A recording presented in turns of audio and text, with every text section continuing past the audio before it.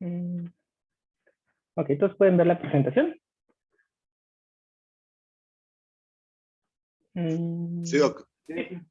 Ok, bueno, ya me presentaron. De todos modos, presento, yo soy el doctor Sandoval, yo soy reumatólogo y vamos a ver este tema de artritis reumatoide.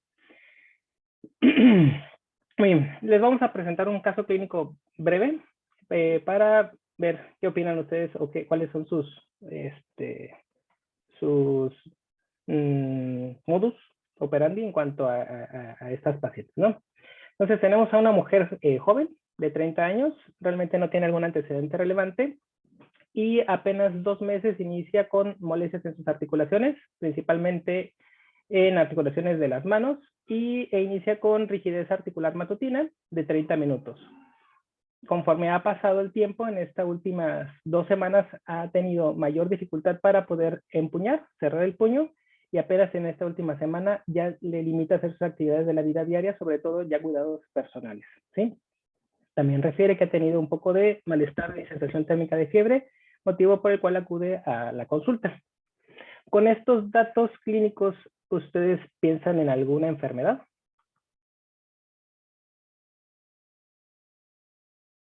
Muy bien, vamos a ver. Una probable artritis reumatoide, sin embargo, pues nos faltaría tiempo, ¿no? Tiempo, ok. ¿Y cuánto tiempo le gustaría esperar o cuánto cree que es necesario para 6 esta meses. situación? 6 meses. 6 meses. Ok, bueno. Y clínicamente de lo que escucharon de la paciente, ¿qué es lo que más les llama la atención?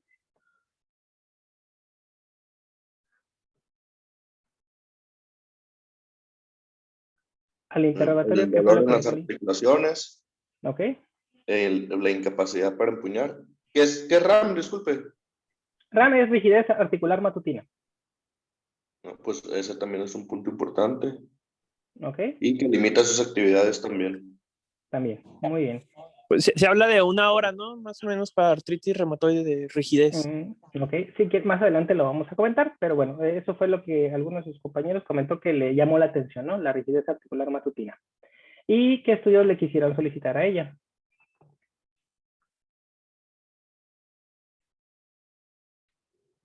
Pues se puede pedir una biometría, marcadores de inflamación, BCG, PCR, factor reumatoide, que tal vez no es tan específico, pero pues nos puede orientar también. Ok, bueno. Y, ok, aquí me adelanté un poquito. El tratamiento todavía nos vamos a esperar. Entonces, nosotros al revisar a la paciente, perdón, ustedes al revisar a la paciente, pueden observar que los puntos que están en rojo significa que hay dolor e inflamación, o sea que la articulación está grande, gorda, roja, caliente, muy dolorosa, ¿sí? O sea, completa clínicamente datos de artritis, principalmente en muñecas. Permítanme, déjenme modificar.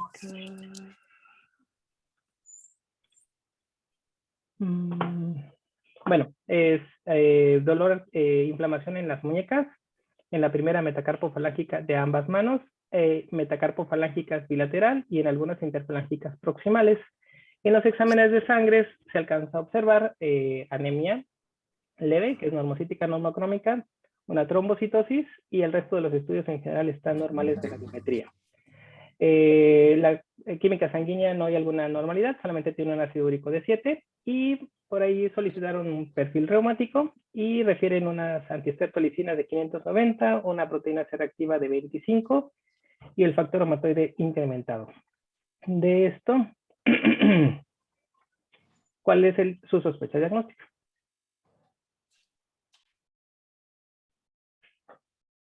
Con lo que tenemos aquí. Ya vieron que está inflamado de sus articulaciones y tiene alteraciones en los exámenes de sangre. ¿Cuál sería su diagnóstico? Artritis. Artritis. ¿Podría ¿Alguna ser artritis gota en especial? reumatoide? Reumatoide. Artritis reumatoide. Ok. ¿Alguien comentó gota? Sí. Ok. Muy bien. ¿Qué otro?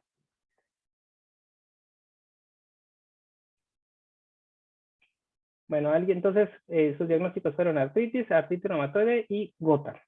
Bueno, ¿y le pedirán algún estudio adicional? Anticuerpos. Anticuerpos.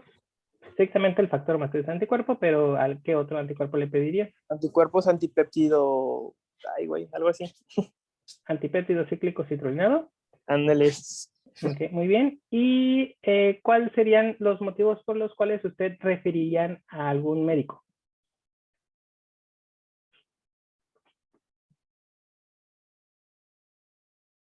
¿Lo referenciarían a alguien más? ¿Le pedirían nomás los anticuerpos y volvieran a citar?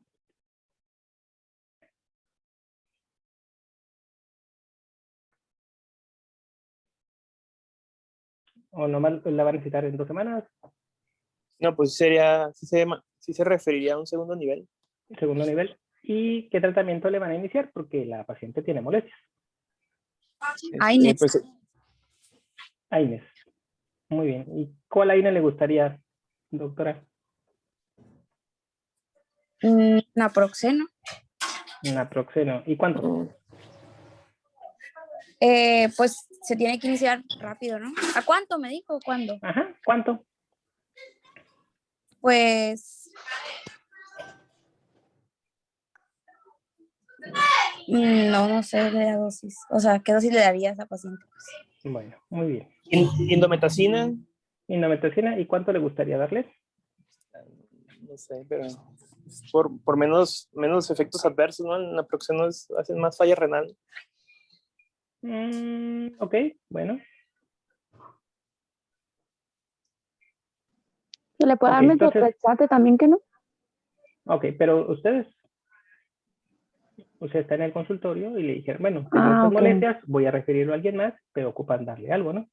En este caso, comentaron naproxeno, indometacina, Diclofenaco, diclofenaco, ¿y cuánto le daría? pues una cada 8 Una cada 8 horas. Ok, ¿de cuántos miligramos? de 100. De 100. Ok, bueno, no hay que darles tanto. La dosis más alta de diclofenaco en general al día deberían de ser 150 y en algunas ocasiones hasta 200, ¿sí? Ujú. Bueno, ok, entonces, ese es el objetivo en cuanto a esta plática, esta charla. Vamos a ver aspectos generales de definición, epidemiología, aspectos clínicos, criterios diagnósticos, manifestaciones y exámenes en general y tratamiento, ¿sí? Muy bien, entonces, definimos nosotros, o está definida la artritis reumatoide como una enfermedad que puede afectar, tiene una manifestación sistémica y sobre todo tiene un componente inflamatorio, es una enfermedad crónica y es autoinmune. El sitio principal donde afecta la artritis reumatoide es la membrana sinovial y pues eventualmente puede afectar a cualquier grupo étnico y principalmente son las artropatías inflamatorias más frecuentes. Sin duda alguna, la que es más frecuente a nivel mundial es la gota, pero esa será la charla en otra ocasión, ¿no?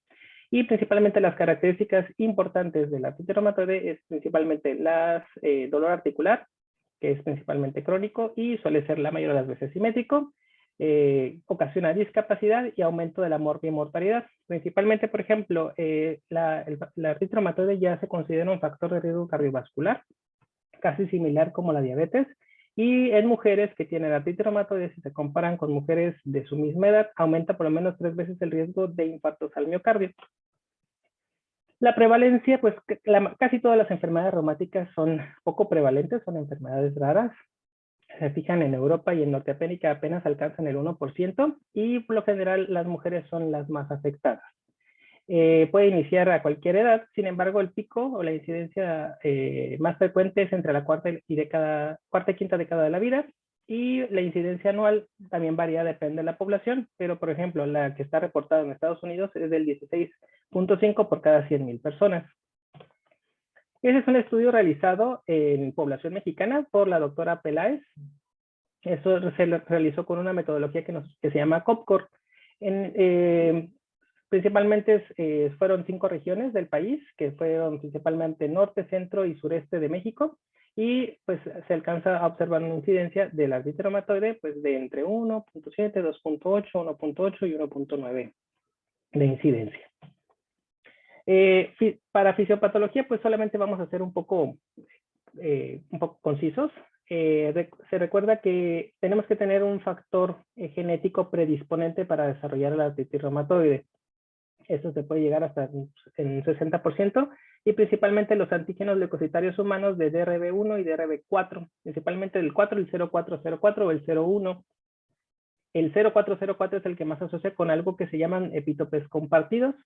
Y pues bueno, tenemos también un factor de riesgo no genético, que son pues alteraciones de la microbiota, que es lo que ha estado en boga principalmente en muchas enfermedades, dieta occidental, las mujeres, el tener sexo femenino, el tabaquismo y algunos factores étnicos. Algunas poblaciones sí tienen una incidencia mayor en comparación a otras. Por lo general, ya que tenemos estos, a ver, déjeme ver si lo puedo marcar. Ah, perdón. Ok.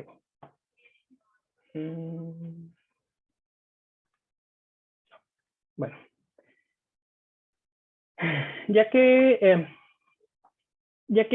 tenemos estos factores genéticos y no genéticos, pueden empezar con esos disparadores, que son estos cambios, esos factores de riesgo, iniciar cierta autoinmunidad, principalmente con algunos cambios en la citrullización de proteínas. Principalmente se cambia una arginina por una citrulina, y esto va empezando a ocasionar una pérdida de tolerancia en sitios principalmente de mucosas, ya sea del intestino, inclusive del área pulmonar.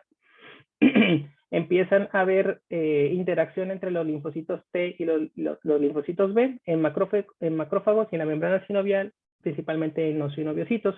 Esto va a empezar a generar la respuesta de liberación de citocinas inflamatorias como interleucina 1 y factores de necrosis tumoral, que a su vez van a liberar interferón gamma. Estos van a expresar CD154 y van a hacer que proliferen y maduren los linfocitos B y asimismo las células plasmáticas. Cuando ya hay intervención de las células plasmáticas, se pueden empezar a provocar la formación de autoanticuerpos, principalmente factor humatoide y los anticuerpos contra péptidos cíclicos citrulinados. Ya estamos aquí en una fase que nosotros llamamos preclínica, y empieza la liberación de esos autoanticuerpos, lo que va empezando a ocasionar daño microvascular y principalmente en la proliferación del tejido sinovial. Y cuando empieza a proliferar el tejido sinovial, empieza la formación de panos, y el panos, digamos que es como la fase ya más destructiva, porque esta es la que empieza a ocasionar erosiones o un daño articular más, que es cuando ya se tienen como tal la artritis reumatoide establecida. Muy bien. ¿Alguien conoce o saben cuál es el patrón por lo general o típico de la artritis reumatoide?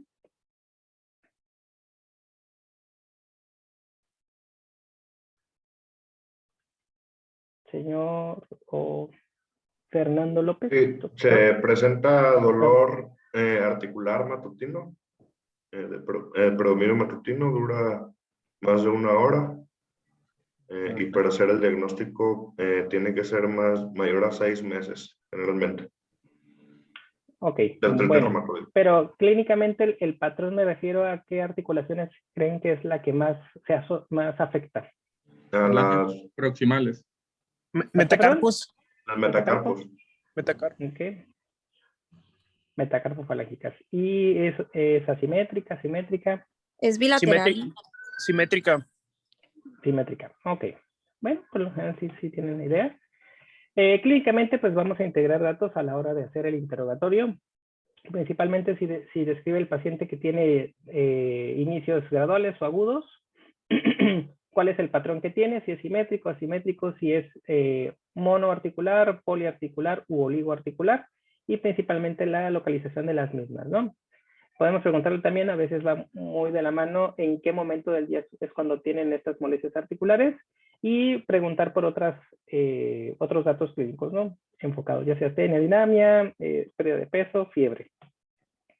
Entonces, por lo general, principalmente el dolor es insidioso, o sea, empieza de menos a más conforme pasan las semanas. Hay ocasiones en las que sí la artritis reumatoide puede tener un inicio explosivo, pero es la menor cantidad de las veces. Y puede llegar en algunos casos presentarse episodios autolimitados, ya sea mono, oligo o poliarticulares, que pueden ir de días a semanas. Y cuando tiene una presentación monoarticular, que realmente es muy rara, a veces muñeca, rodilla, siempre hay que pensar en otro tipo de enfermedades, ¿no? Como artritis sépticas o enfermedad por depósito de cristales. Entonces, por lo general es insidiosa, es simétrica y por lo general afecta principalmente pequeñas articulaciones de las manos, como metacarpofalángicas e interfalángicas proximales, y la rigidez articular matutina suele ser más característica que tenga una duración mayor de 1 hora. A veces cuando tienen limitación de las muñecas es bueno preguntarles si le es posible poder empuñar, que esa es una de las preguntas que son bastante buenas, y ver si tienen disminución de la fuerza prensil, ya sea al abrir o cerrar puertas que sean de perilla, abrir algo que tenga taparrosca o abotonarse.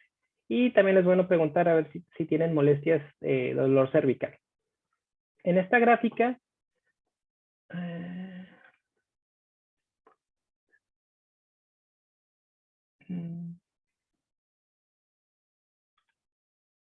bueno, en esta gráfica se alcanzan a ver en el eje de las X los años de inicio de la artritis y en la Y el involucro de las articulaciones. Entonces, por lo general se describen por lo menos tres patrones clínicos en el que solamente el 10% de los casos se presenta un patrón progresivo, ¿no? Que desgraciadamente desde el inicio empieza con bastante involucro articular, conforme pasa el tiempo solamente va empeorando. Afortunadamente es el 10% de los casos, pero es como nuestro mayor temor como médicos que tratamos a estos pacientes. Y tenemos una menor cantidad de pacientes que son monocíclicos, que pueden ser también de un 10 o un 20%, que solamente presentan un evento, se le da tratamiento o a veces de manera autolimitada frena y ocasionalmente en algún punto puede volver a hacerlo, ¿no? Y los que son policíclicos, por lo general, la mayor parte de los pacientes tienden a tener, suelen presentar al inicio un inicio insidioso, luego empiezan a bajar y vuelven a presentarlo posteriormente. Y hay algunos que son también policíclicos, pero tienden a tener eventos de mayor afección, se les ajusta el tratamiento o bueno, tienen buena respuesta y al paso del tiempo vuelven a tener estos eventos de inflamación.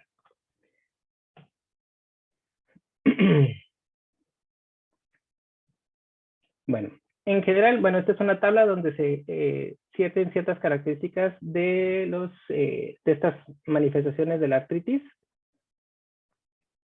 Vamos a hacer esto. Y pues bueno, de manera muy temprana empiezan a tener los pacientes principalmente molestias de pequeñas articulaciones de las manos, como lo comentamos. También puede tener molestias en los pies con afección de las metatarsofalángicas. Y este patrón, conforme pasa el tiempo, se van agregando articulaciones, ¿no? Pueden iniciar oligo, pero después se tornan poliarticulares. Ya en una fase crónica, los pacientes empiezan a tener deformidad, alteraciones de la alineación articular, y pueden tener subluxación o dislocación como tal de alguna de las articulaciones.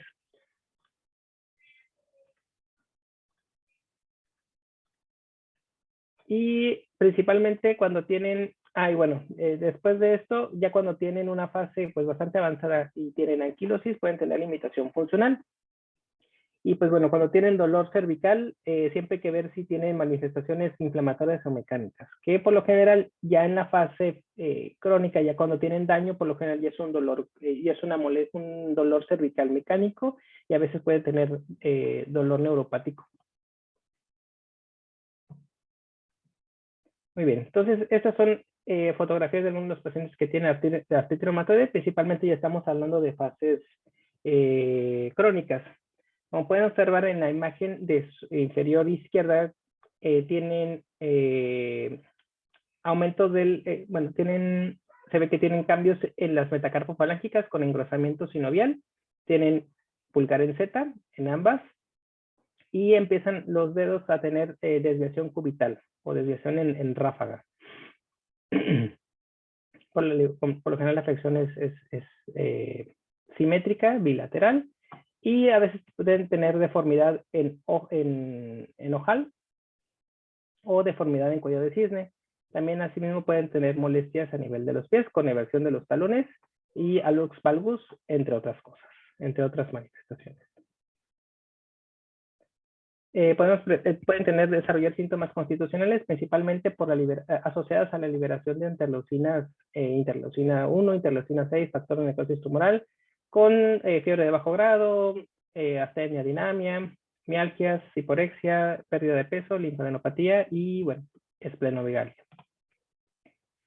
Muchas veces, recordemos que esta es una enfermedad sistémica, no solamente se limita a las articulaciones y una gran parte de ellos llegan a tener esas manifestaciones. Principalmente, de todas ellas, el síndrome de Sjögren secundario es el que más se afecta en los pacientes, hasta en un 35% se puede afectar, principalmente la sequedad de los ojos, sequedad de la boca, o sea, xerostomía y xeroftalmia, y pueden también tener manifestaciones de escleritis o piescleritis, que pues es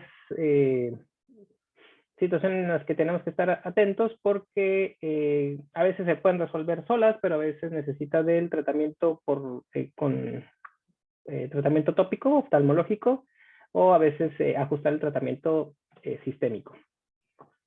El segundo en frecuencia de manifestación extraarticular son los nódulos reumatoides, por lo general son en zonas de presión o zonas extensoras, o bien nodulosis reumatoide, que también pueden aparecer predominantemente en las manos. Algunas de ellas se asocian con el inicio del metotrexate, pero pues también causan dolor, causan síntomas.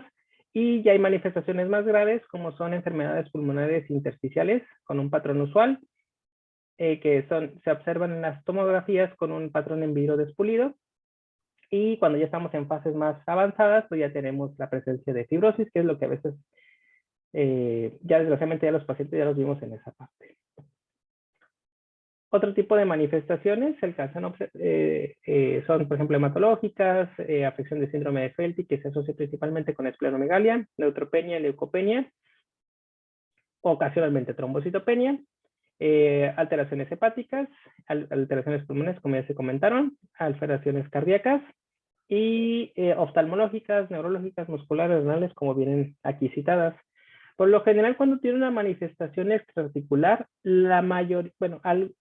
cuando afectan principalmente pulmonar, cardíaco, neurológico o renal, y vascular sobre todo, son manifestaciones graves y ocupan un tratamiento un tanto diferente, ¿sí? Realmente no vamos a abordar mucho esto, pero lo que quiero que quede es que aunque el predominante de los síntomas son articulares, la afección sistémica pues es bastante usual y la mayoría de las veces puede ser grave. Me habían comentado que querían solicitar al paciente algunos estudios y muchas veces solemos pedir el perfil reumático, ¿sí? Realmente es algo que debería de estar ya en desuso, no existe como tal un perfil reumático. Las antiseptolicinas pues ya no tienen realmente una función. De hecho, para lo que podría estar un poquito asociada sería para fiebre reumática o artropatías postestreptocócicas y pues realmente ya ni siquiera se utilizan en los criterios 9, ¿no? de fiebre reumática. Entonces, traten de evitar, por favor, eviten solicitar perfil reumático, ¿no? Me habían comentado inicialmente que quisieran solicitar una biometría hemática, algunos anticuerpos, y pues en general lo que siempre hay que pedir es esto, ¿no? Que es, aparte de la química sanguínea, pruebas de funcionamiento hepático, examen general de orina, marcadores de inflamación, principalmente dos, velocidad de cementación globular y la proteína C reactiva, y de anticuerpos, realmente los que tienen cierta utilidad son dos en general, el factor reumatoide y el anti-CCP. El factor reumatoide principalmente es un anticuerpo que va contra la porción FC de la inmunoglobulina IgG. Tiene una sensibilidad realmente pues baja, una especificidad más o menos de 82, pero casi el 80% de los pacientes con artritis reumatoide se alcanza a detectar. Al principio solamente los pacientes, recuerdan, en cuanto a la fisiopatología, hay fases en las que todavía no se encuentran los pacientes y no desarrollan anticuerpos. Por eso solamente hasta el 50% de los pacientes desarrollan estos anticuerpos en los primeros 6 meses. Cuando el cuadro clínico es muy sospechoso de artritis reumatoide, cuando se vuelven a pedir los anticuerpos después de un tiempo, salen positivos hasta 85% en los primeros 2 años. Y por lo general el factor reumatoide a títulos altos se asocia con manifestaciones extraarticulares e inclusive el factor reumatoide por sí mismo puede estar positivo entre más edad tengan los pacientes, como un estudio que sale positivo en adultos sanos, ¿sí? Entonces, principalmente esto ocurre en pacientes, en personas de, no sé, 70 años y el factor reumatoide está en títulos bajos, ¿no? Que apenas supera el valor de corte. El anti-CCP, el antipéptido cíclico citrulinado, es un estudio mucho más específico para artritis reumatoide. Según las guías de práctica clínica, tiene un valor predictivo positivo del 100% y pueden, algo en particular de estos anticuerpos es que pueden aparecer hasta 10 años antes del inicio de los pacientes. Esto principalmente está en pacientes que tienen familiares de primer grado y tienen un factor genético importante, luego pueden aparecer antes de los síntomas, ¿no? Bueno, entonces habíamos hablado en general de estudios de laboratorio, pero ¿qué estudios de gabinete ustedes conocen para evaluar pacientes con sospecha de artritis reumatoide?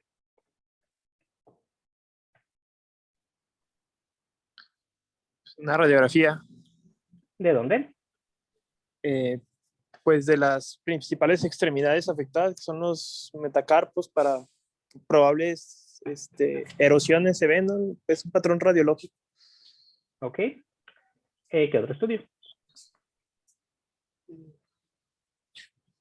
¿Es algún gammagrama óseo? No tiene No mucha tanto. utilidad.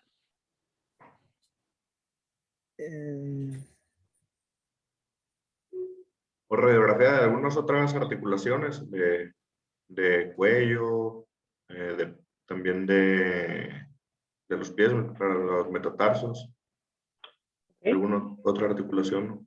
Y solamente, bueno, comentaron ya radiografías y algunos de ustedes comentó gamagrama. Realmente sí hay estudios acerca de gamagrama en pacientes que tienen artritis reumatoide, pero la verdad no es una buena opción, tanto por costo-efectividad. Pero ¿qué otros estudios podrían solicitarle? Podrían pedir una resonancia.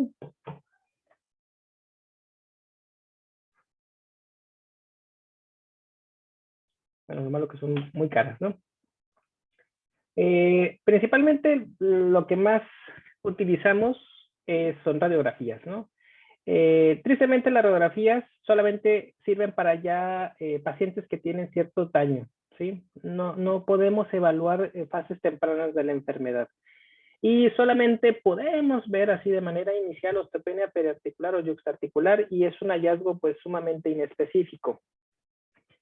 Es bueno para evaluar, ya establecer o evaluar el daño de las articulaciones ya cuando encontramos erosiones o disminución del espacio articular.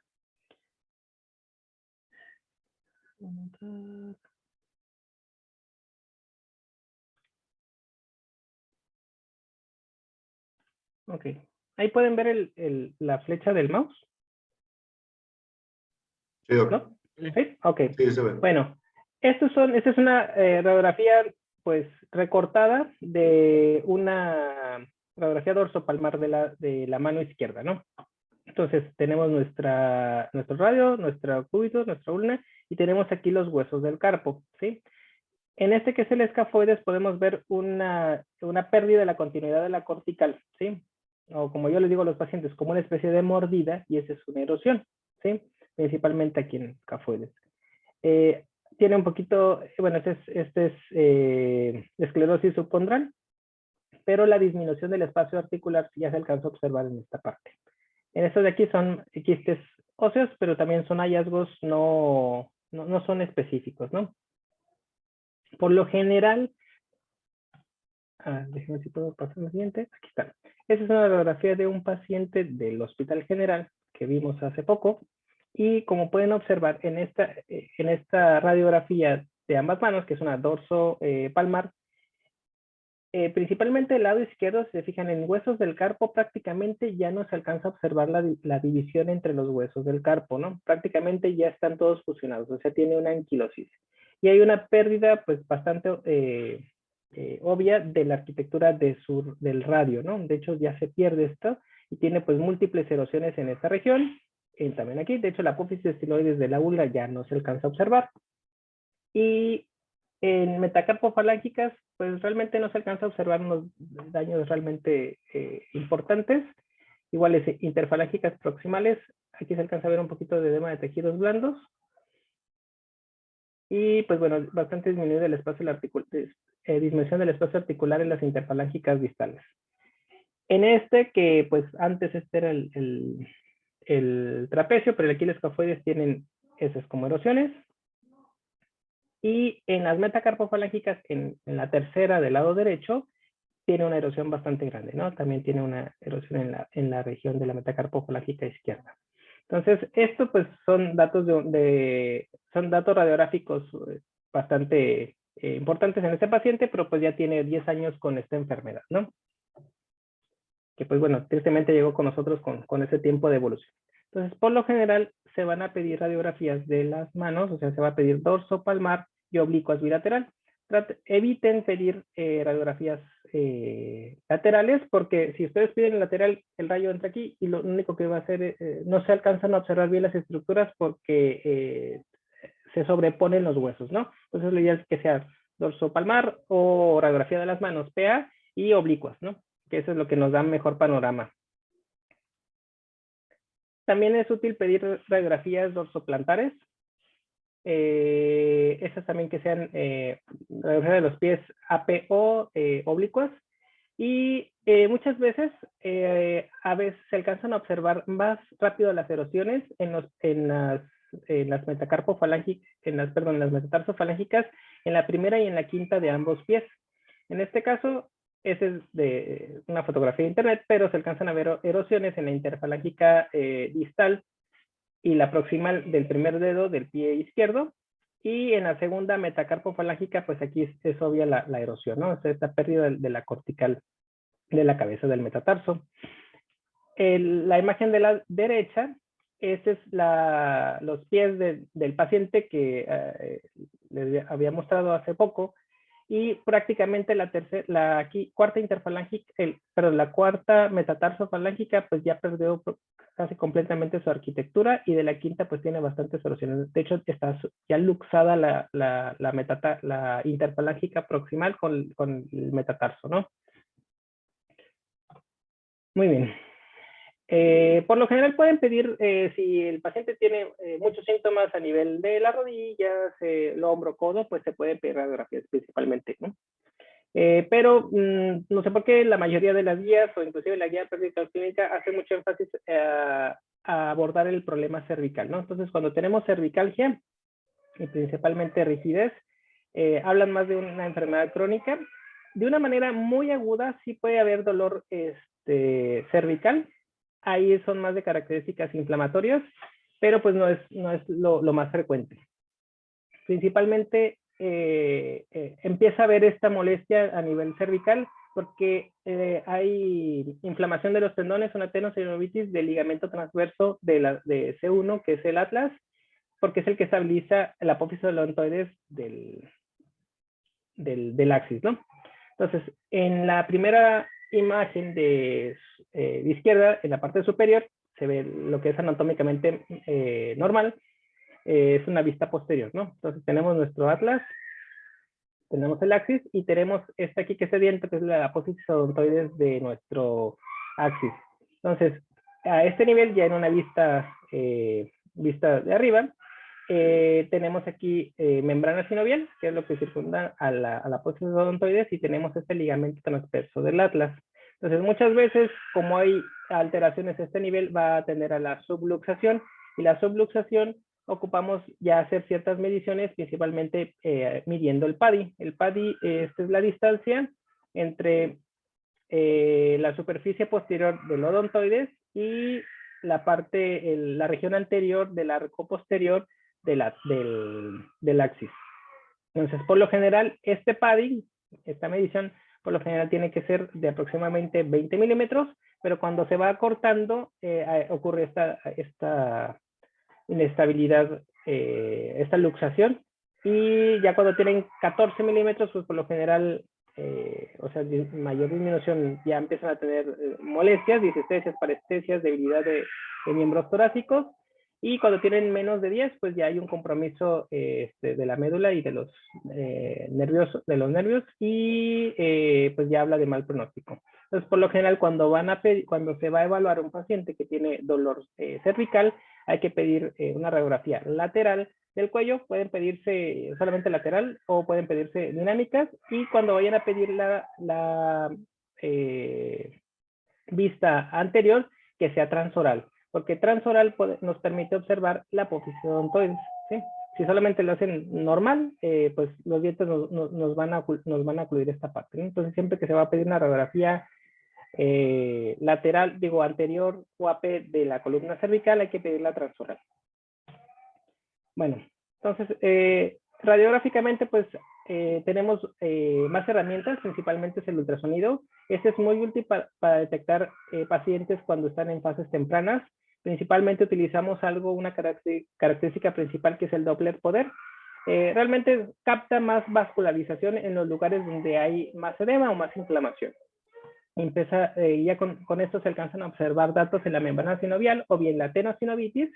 Afortunadamente es un estudio no muy caro, la mayoría es de fácil acceso, es no invasivo. Lo único malo que, como todos los ultrasonidos, es operador dependiente, y por lo general la mayoría de los radiólogos, pues bueno, están acostumbrados a ver pues parte de lo que ya están habituados, ¿no? Vesícula, abdomen, etcétera. Pero cuando ya pedimos ultrasonido musculoesquelético, pues lo ideal sería que llevara un entrenamiento, que sería lo ideal, ¿no? Y pues inclusive hasta los transductores, pueden utilizarse transductores normales, pero lo ideal para evaluar interfalángicas proximales o metacarpofalángicas son transductores más pequeños, así como si fueran unos palitos de golf, que son más, se observa mejor, y aparte sí tienen la opción de aplicar Doppler poder, que es lo que nos ayuda bastante para detectar esta inflamación o esta sinovitis subclínica. También se pueden pedir resonancia magnética, principalmente también en fases tempranas.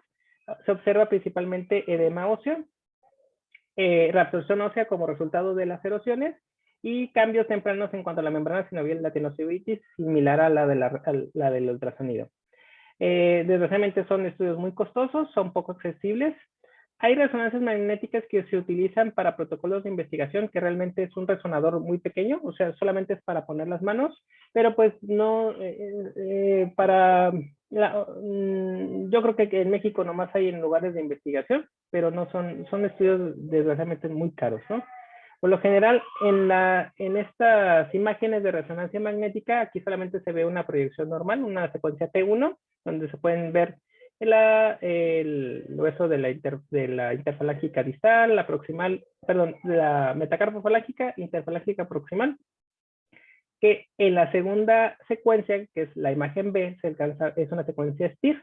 En la secuencia STIR se detecta lo blanco, inflamación, o sea que justo entre la metacarpofalángica se alcanza a observar este aumento de esta imagen más como luminosa. Y en la secuencia C, aquí tenemos una T1 ponderada, pero aquí se está utilizando gadolínio. Entonces, al tener esta secuencia T1 con supresión grasa ponderada y con el gadolínio, se alcanza a reforzar esta imagen más luminosa, vamos a ponerlo así, ya la interfalángica proximal, donde pues sí detectan cambios más pronto, con edema óseo principalmente.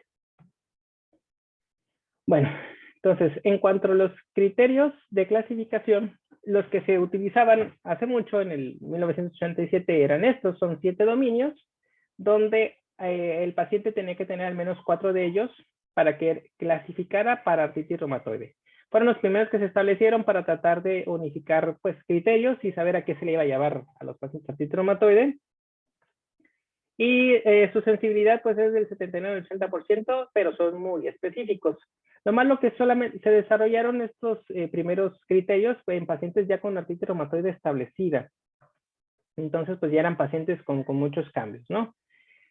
Durante mucho tiempo se utilizaron, y con la finalidad de que los pacientes pudieran detectarse lo más pronto posible para iniciar un tratamiento y evitar esos cambios estructurales y mayor discapacidad, se desarrollaron los criterios del 2010 por el Colegio Americano de Reumatología y por el estudio europeo, ¿no?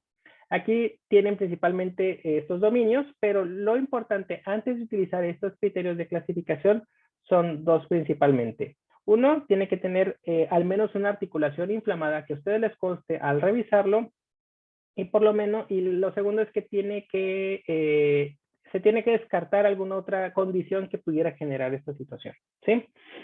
Entonces, por lo general, estos dominios es afección articular y le da un puntaje, el dominio de serología y el dominio de la duración. Entonces, entre más dependiendo si es una articulación pequeña o grande, te da un puntaje. De la serología, principalmente hay dos, que es los anticuerpos, que será el factor reumatoide, o bien los marcadores de inflamación. Y aquí lo relevante es que tendrían que estar positivos los anticuerpos, más de 3 veces el valor de corte le da un puntaje un poquito mayor. Y de los marcadores de inflamación solamente que estén incrementados. No dice cuántas desviaciones, ni nada. Y la duración. Entonces, por ahí alguien comentó 6 meses. 6 meses, pues sí, se hace diagnóstico, pero ya son 6 semanas, ¿no? Esto con la finalidad de encontrar a un paciente lo más temprano posible. De hecho, hay pacientes que pueden clasificar para EULAR solamente teniendo 6 puntos. Entonces, por ejemplo, si tenemos a un paciente que tiene que tiene prácticamente todas las articulaciones metacarpofalángicas e interfalángicas proximales inflamadas, ya tienen 5 puntos, un factor reumatoide positivo en títulos altos, ya tienen 3, ya son 8, y tiene una velocidad de cementación globular presente positiva, ya son 9, ¿no? Entonces, no ocupamos la duración estrictamente para integrar criterios de clasificación para artritis reumatoide, ¿sí? Sin embargo, recuerden que los criterios de clasificación no son de diagnóstico. El diagnóstico es el clínico, el médico clínico es el que puede integrar esto para decidir si tiene o no artritis reumatoide. Los criterios de clasificación se hicieron para tratar de tener poblaciones homogéneas para estudios de investigación. Pero bueno, ante las guías de práctica clínica los ponen como diagnóstico, ¿no? Pero bueno, eso es lo que dicta así la guía, ¿no? Estos criterios de clasificación se buscan ser muy sensibles para detectar la población lo más temprano posible, pero pues son menos específicos, porque no se encuentran más datos, o sea, no tenemos más datos contundentes asociados a artritis reumatoide. Pero bueno, son las limitaciones de estos criterios. Entonces, buenos por ser sensibles y tener a los pacientes lo más pronto posible, tienen una baja especificidad, y aunque son criterios de clasificación, en nuestro mejor panorama no son de diagnóstico, pero bueno, ante la guía de práctica clínica los ponen como de diagnóstico, ¿no? Entonces es algo que recalcan mucho a la hora de hacer exámenes o cosas así. Bueno, entonces, hay que hacer diagnóstico diferencial principalmente en nuestros pacientes. Alguien por ahí comentó gota cuando escuchó el caso clínico. Es sumamente raro gota en las mujeres, ¿sí? Y por lo general siempre está ligado principalmente a un antecedente familiar bastante extenso, y por lo general empiezan desde antes de la menopausia, ¿no? Entonces se tiene que hacer diagnóstico diferencial con ella, pero pues ya después hablaremos más de eso en otras pláticas, ¿no? Entonces, causas que dan inflamación oligo o monoarticular principalmente son las artritis sépticas. Pueden haber afecciones sistémicas artopatías sistémicas como la artritis reactiva, la artritis psoriásica, el lupus, y existen causas no inflamatorias de monoartritis como son la amiloidosis, osteonecrosis, tumores, fracturas, daño interno, hematrosis, osteoartrosis o cuerpos extraños. Causas simétricas poliarticulares, sí hay infecciosas, principalmente, sobre todo virus hepatitis B y C. Hay posinfecciosas, que es, bueno, secundarias a fiebres reumáticas o postestreptocócicas. Existe algo que se llama reumatismo palindrómico. Y, bueno, el componente de la artritis idiopática juvenil poliarticular, o la misma artritis reumatoide. Y tenemos otras que es el diagnóstico diferencial entre enfermedad del tejido conectivo, que son las ahí citadas, ¿no? Bueno, el seguimiento de los pacientes los vamos a hacer principalmente evaluando el dolor, esto mediante escalas visuales análogas, y podemos hacer intervenciones adicionales, más los vamos a comentar un poquito después. En la guía de práctica clínica mencionan que los laboratorios tienen que ser trimestrales, y pues se puede utilizar otro tipo de estudios de gabinete, principalmente radiografía, ¿no? No les había comentado tomografía en los estudios de gabinete previamente porque casi no se utilizan. Son buenos para evaluar ya daño, principalmente anquilos y erosiones, pero no son casos muy en especial, ¿no? Principalmente radiografías para nuestro acceso y, bueno, el ultrasonido sobre todo. Y es bien importante vigilar a los pacientes por la morbilidad, ¿no? Pacientes diabéticos, hipertensos, aquellos que fuman, pues hay que indicarles la suspensión del tabaquismo o del etilismo y otras enfermedades, porque muchos de los medicamentos que utilizamos no los podemos dar tan a libre demanda cuando tienen, por ejemplo, diabetes, ¿no? Y principalmente la vigilancia y la incidencia de cáncer, sobre todo del linfoma de célula T, y pues la mortalidad, ¿no? Como la comenté casi al inicio de la charla, ya la artritis reumatoide es un factor de riesgo cardiovascular. De hecho, ya tiene un puntaje en específico ya cuando se miden esos factores de riesgo cardiovascular de acuerdo a las calculadoras. Y pues bueno, de la osteoporosis, la misma artritis reumatoide por sí misma puede generar osteoporosis y sobre todo el uso de glucocorticoides pues lo empeora más, ¿no? Ante la guía de práctica clínica, principalmente la sospecha de diagnóstico son 6 semanas y menor de 12 meses. Claro, cuando estamos en un paciente de primera vez, ¿no? Hay pacientes que ya se sabe que tienen síntomas de años. Ustedes ven los cambios estructurales del paciente y pues no hay duda que tenga reumatoide, ¿no? Pero más lo llama como de primera instancia, que vamos a sospechar en ellos cuando tienen por lo menos de un año de las molestias, ¿no? Los estudios que pide o que sugiere la guía de práctica clínica son biometría hemática, citometría hemática, fosfatasa alcalina por alguna extraña razón. Bueno, creatinina, perfil hepático con transaminasas, velocidad de segmentación globular, proteína C reactiva y el examen general de orina. Y en el estudio de gabinete pide radiografías de manos, PA y oblicuas, radiografías de los pies, AP y oblicuas, radiografía de columna cervical, AP, aquí nomás hacer la acotación que es transoral, recordando lo que les comenté previamente, y pueden ser dinámicas, y radiografía de tórax. El diagnóstico es en base a los criterios ya comentados de la C regular, y por lo menos tienen que evaluarse los pacientes una vez al año. Hacen énfasis en general en la mayoría de las guías que se consultan, y igual en las guías de práctica clínica, investigar los pacientes los factores predictivos y persistentes de enfermedad erosiva. Principalmente los criterios son que tenga una rigidez articular matutina mayor de 1 hora, que tenga más de 3 articulaciones inflamadas o persistentes, que tengan factor reumatoide y anti-CCP en títulos altos, y que tenga una enfermedad erosiva.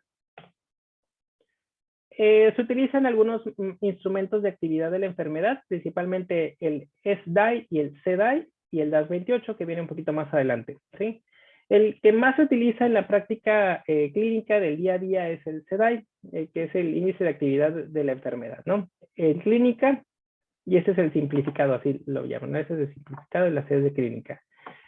En ese diagrama se alcanzan a observar las articulaciones como más frecuentemente evaluadas en pacientes para evaluar actividad en la artritis reumatoide. Bueno, ver que son hombros.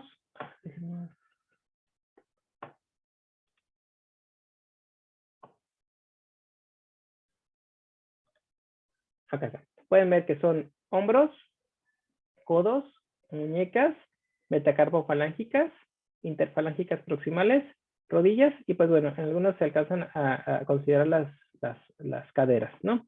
Entonces, por lo general se evalúan de 0 a 28 articulaciones dolorosas e inflamadas, y se considera al paciente en cuanto a la escala visual análoga, y la valoración como parte del médico también se puede dar. Marcadores de inflamación, que es la proteína C reactiva, y dependiendo el puntaje, que nomás solamente es la suma, se puede determinar si el paciente tiene desde estar en remisión hasta estar en actividad grave. En cuanto al DAS28, utiliza solamente conteo de estas 28 articulaciones, y ocupa de nuevo un marcador de inflamación, ya sea la velocidad de segmentación globular o la proteína C reactiva, y esto es lo que utiliza. Y en la guía de práctica clínica comenta acerca de los criterios de revisión del EULAR, que tiene que cumplir con cada uno de estos aspectos el paciente. La verdad son de los criterios de revisión pues, más difíciles de conseguir. Estos antes, antes eran llamados los criterios de revisión booleana. Y tiene que tener menos de una articulación dolorosa, menos de una articulación inflamada, tener un marcador de inflamación, la proteína C reactiva menor de 1, una escala visual, una escala global del paciente menor de 1 y un SDAI que sean menores de 0.3, ¿no? Entonces, ese es como nuestro mejor panorama para llevar a un paciente. Y también es útil utilizar la clase funcional del paciente, del 1 al 4, donde el 1 es como su mejor estado posible y el 4 es el peor. Otros instrumentos de actividad que se puede utilizar es un cuestionario que es el Health Assessment Questionnaire, principalmente en la parte que evalúa discapacidad, que es el HAQ-DI. Escala visual análoga, que principalmente tiene que ser una escala del 0 al 10, separadas por 1 centímetro. Haciéndole decir al paciente que entre 0 es el no tener dolor y 10 el peor dolor que ha tenido. Una escala visual análoga del estado global del paciente. Aquí 0 es como su mejor estado y 10 es el peor estado. Y mencionan pues instrumentos de actividad del estado de ánimo y apoyo social, pero la verdad no se especifican en las guías cómo se evalúa esto. En ensayos clínicos se han utilizado lo que son cuestionarios de calidad de vida, que es el SF36. Bueno, y ya casi para terminar, algunos de ustedes me había comentado, bueno, por parte del tratamiento desinflamatorios, pero ¿conocen algún otro tratamiento ya más enfocado a artritis reumatoide? Inmunomodulador. Metrotrexata, Metotrexate. ¿Qué más? esteroides, Glucocorticoides. Sulfasalazina. ¿Ok? ¿Perdón? Sulfasalazina. Sulfasalazina. ¿Algún otro? Algo que se escuchó mucho por esta situación del coronavirus, que le empezaron a dar, que el expresidente Trump... Hidroxicloroquina. Hidroxicloroquina. Ok, antimaláricos, ¿no? Bueno, el objetivo del tratamiento para artritis reumatoide es disminuir la inflamación, mejorar la funcionalidad del paciente y pues frenar la actividad de la enfermedad para evitar un daño estructural permanente. Entonces recuerde que es una enfermedad crónica e incurable, solamente vamos a ayudarle a que se frene este daño y hay otras formas de que podemos ayudarlo, no solo con tratamiento farmacológico, está la terapia de rehabilitación bastante útil. Las cirugías en caso de que requieran, pues, ya sea liberación de algunos tendones por cambios estructurales, porque requieran de artroplastía total de cadera,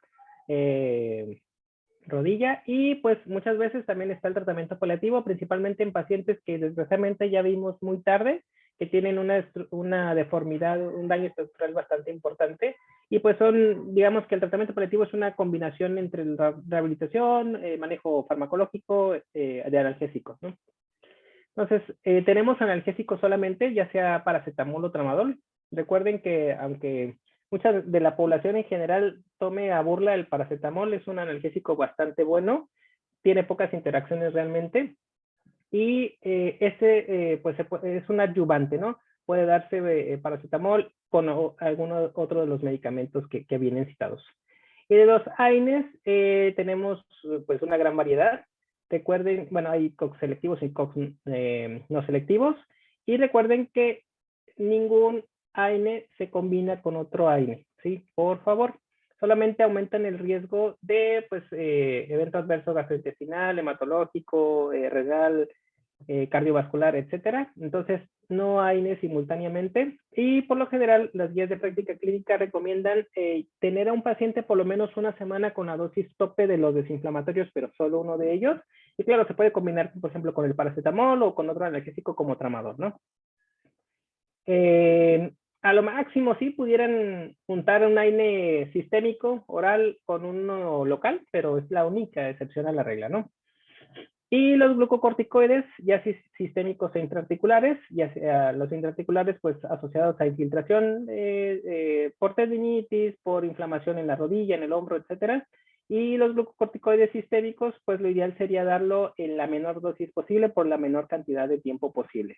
Recordando que Los glucocorticoides, cuando se dan en una dosis media, que son más de 10 miligramos al día, por más de 3 meses es cuando se asocian con casi todos los eventos adversos de los glucocorticoides, ¿no? Y pues bueno, si es un esquema cortito, pues no hay tanto problema. Los fármacos modificadores de la enfermedad, tenemos por lo menos tres grupos, que son los sintéticos convencionales, los biológicos y los sintéticos de pequeña partícula o de objetivo dirigido.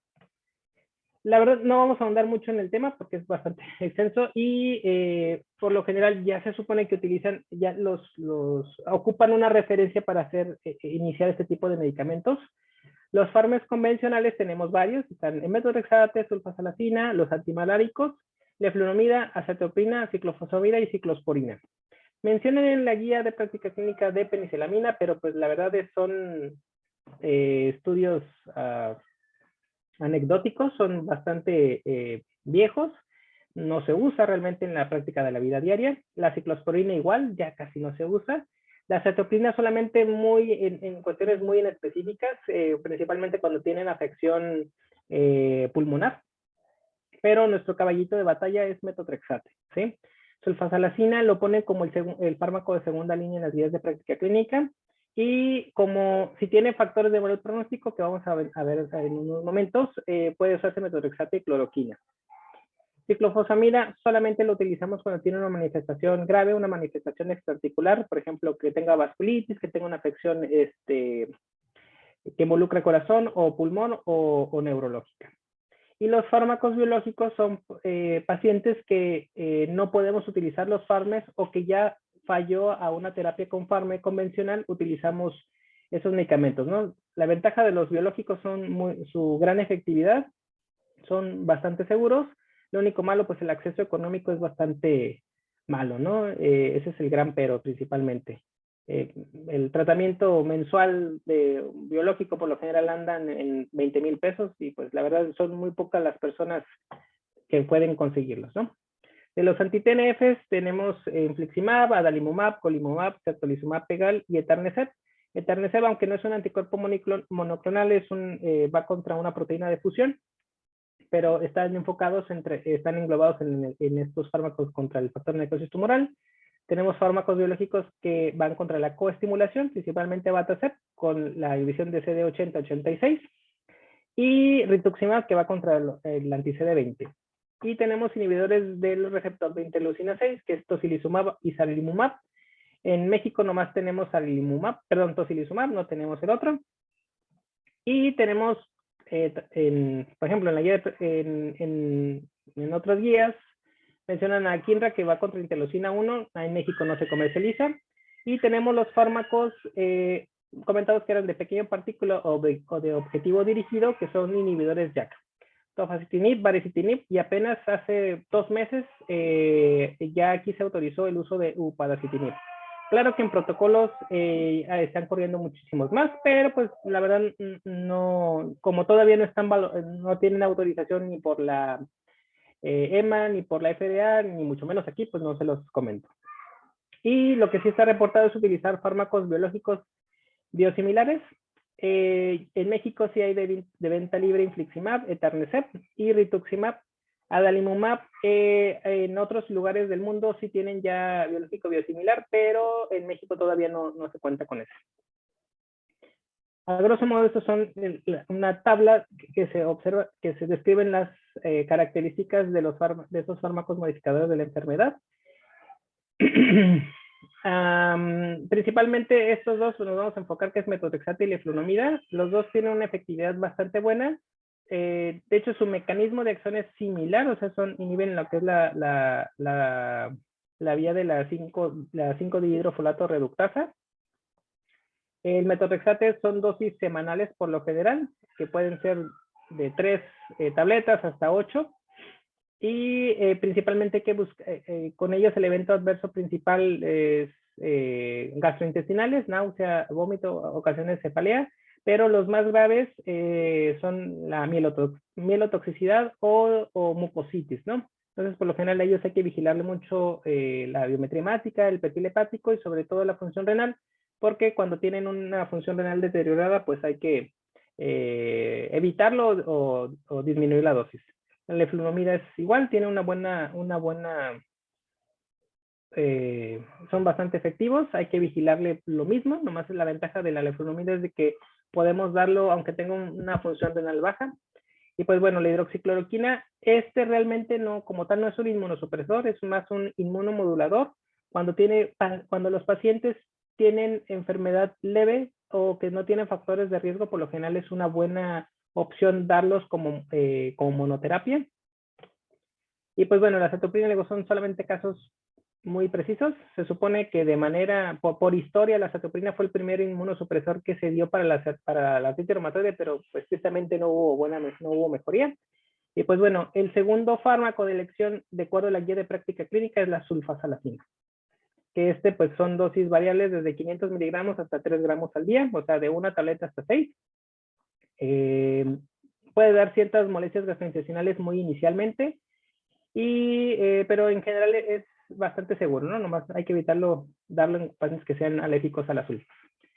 Y ya en esta última tabla vienen en general los otros fármacos biológicos. Digo, la verdad son bastante buenos, son bastante efectivos, nomás hay que vigilarle el riesgo que tienen de infecciones. Y pues el costo es principalmente lo que nos limita, ¿no? Aunque en este caso, aunque los inhibidores de interleucina, de JAK, que son los de pequeña partícula o los de objetivo dirigido, no son como tal biológicos, son tan efectivos como uno, por lo general los englobamos dentro de este mismo cuadro. Ya estas son las guías de recomendación del EULAR, que son la Asociación Europea contra el Reumatismo. Esas son las guías de actualización del 2020. Y principalmente mencionan, pues bueno, que se tenga que tener el diagnóstico de artritis reumatoide. Y la primera elección es sin duda dar metotrexate si no está contraindicado, ¿no? Recordar que requiere de ácido fólico para evitar los eventos adversos. Podemos darles glucocorticoides durante un corto tiempo y se evalúa la efectividad de los mismos en 3 meses. Y nuestro objetivo es llevarlo a esta mejoría entre 3 o 6 meses. Si tiene una buena mejoría, pues continuamos con los medicamentos y se evalúa si se puede suspender el medicamento. Si no podemos dar si está contraindicado el metotrexate porque tiene un perfil hepático alterado, tiene citopenias, vemos que no tiene por ahí escuchó que se le da a los pacientes con cáncer y no quisiera utilizarlo, pues tenemos leflunomida o sulfasalazina.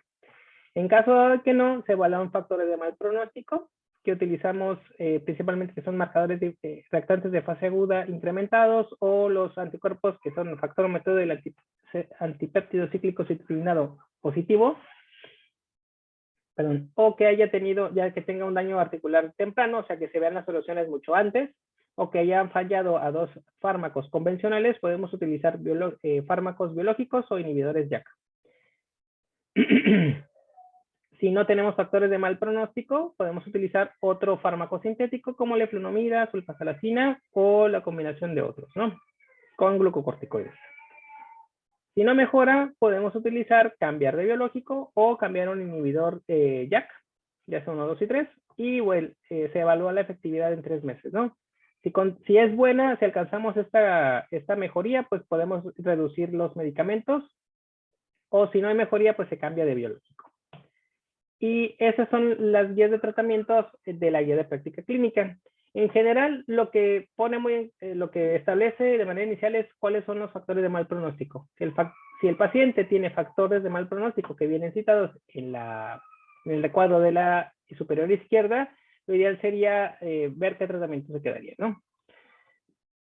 Entonces, por lo general, aquí las evaluaciones pueden ser a 6 a 12 semanas, ¿sí?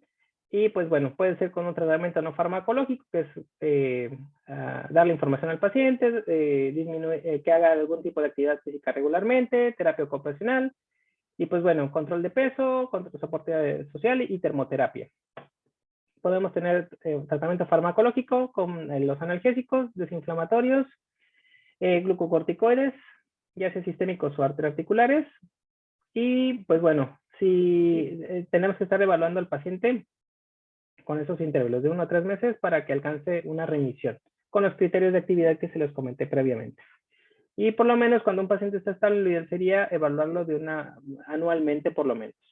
Y por lo general ya ocupamos el reumatólogo para utilizar los fármacos modificadores de la enfermedad. Bueno, esto es lo que lo comentamos. Y bueno, algo que también hace énfasis la guía de práctica es el riesgo de osteoporosis. Principalmente hay factores asociados y otros son independientes. Los asociados a artritis reumatoide es una enfermedad activa y que tenga un HAC que evalúa discapacidad mayor de 1.25, que utilice glucocorticoides equivalentes a prednisona mayores de 7.5 por más de 3 meses, o que tenga una dosis mayor de 2.5 de manera prolongada, o una dosis acumulada más de 30 gramos, que pues la mayoría de los pacientes lo cumplen, o bien factores independientes a artritis reumatoide, o sea que por sí mismo ocasiona osteoporosis, como es la edad, fracturas de fragilidad, bajo peso, el tabaquismo, menopausia precoz, amenorrea, hipogonadismo en el hombro, o pues otras enfermedades, ¿no? Como hiperparatiroidismo, etc. Muy bien.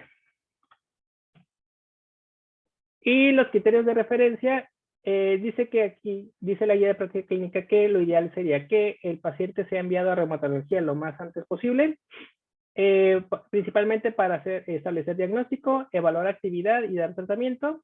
Para rehabilitación y traumatología ortopedia ayudan más bien se envía cuando el paciente tiene limitación funcional, cuando tiene dolor refractario a terapia convencional, y principalmente cuando a rehabilitación hay que enviar cuando hay contraindicación a algún procedimiento quirúrgico, por ejemplo, alguna artroplastia total de cadera, alguna cirugía de hombro, y ya cuando se les dio algún tratamiento es importante que postquirúrgico reciban rehabilitación. Y un paciente se debe enviar a segundo nivel cuando tenga una infección grave, cuando tenga síntomas neuropáticos, disestesias, parestesias, principalmente a nivel de miembros torácicos o miembros pélvicos, cuando tengan disminución de la fuerza muscular y cuando tenga cervicalgia persistente. Y pues bueno, para concluir, la artritis reumatoide es una enfermedad sistémica, no solamente articular. Tiene un curso insidioso, progresivo, destructivo y discapacitante, principalmente cuando no recibe tratamiento. Y entre más rápido reconozcamos al paciente, más rápido vamos a evitar secuelas o discapacidad. Y bueno, la terapia física asociada a fármacos modificadores de la enfermedad es bastante buena como opciones de tratamiento. Muy bien. ¿De aquí tienen alguna duda? Ya me comí 5 minutos, 7 minutos, perdón. No, ninguna. ¿No? Todo bien, Tenía la doctor. duda ahí Ninguna con duda. tenía la duda ahí con el tiempo de cuándo tendríamos que referir al paciente, pero pues ya lo mencionó. Sí, Y mandarlo sería nada más con AINES, algo para el dolor. Nosotros podemos darle metrotexate o algo así. Mira, estrictamente, bueno, si estuviéramos en el mejor, en un mundo ideal, en un primer mundo, lo ideal sería enviarlo pronto, porque en teoría a los días lo va a evaluar el especialista, ¿no? Entonces, nomás deberían de ser AINES y analgésicos. Pero en este país donde estamos, a veces no se tiene el acceso porque la distancia es bastante grande, no hay especialista. Ustedes como médicos sí pueden llegar a utilizar metotrexate, pero pues a lo mejor sí, o sea, ya deberían de estar un poquito más, ¿cómo decir? Familiarizados con el tratamiento, ¿no? Con cómo darlo. Lo ideal sería empezar con 7.5 miligramos o 10 miligramos o hasta 12.5 miligramos y siempre con ácido fólico, ¿no? Entonces, si están en un lugar apartado, que ustedes son los únicos médicos, en teoría sí pudieras empezar a darlo y monitorizarlo. Pero lo ideal sería que no, o sea, que se le diera el tratamiento con analgésicos. Ya si ves al paciente de verdad que tiene mucho dolor o ves que tiene franca inflamación, le puedes dar glucocorticoides.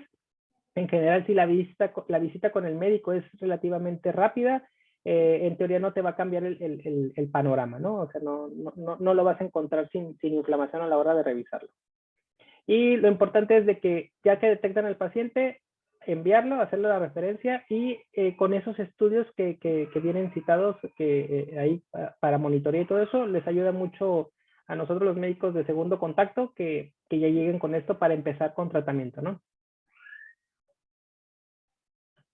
Muy bien. Muy bien, gracias. ¿Alguna otra duda? Y pues bueno, nomás para finalizar, digamos que pintores, bueno, hay mucha gente famosa que ha tenido artritis reumatoide, por lo menos este pintor impresionista que es el Pierre-Augustin Renoir, él tenía artritis reumatoide desde los 44 años de edad. Entonces, realmente no lo limitó para hacer sus actividades, pese a que no había tratamiento en esa época. Solamente había, pues, AINE solamente, y pues se las ingeniaba para hacer estos cuadros, ¿no? Que digamos que es alguien importante como nota extra, ¿no? Bueno. ¿Algo más? Muchas gracias, doctor. Muy bien. Muchas gracias, doctor. ¿Dónde el doctor? Ok. Muy bien, entonces si no hay alguna otra situación, todos modos, si tuvieran alguna duda, quisieran algún artículo o algo, pueden preguntarle o dirigirse con el doctor Carlos García y él ya se pone en contacto conmigo. ¿Sí? Gracias. Sale. Gracias. Bye, hasta luego. Hasta luego.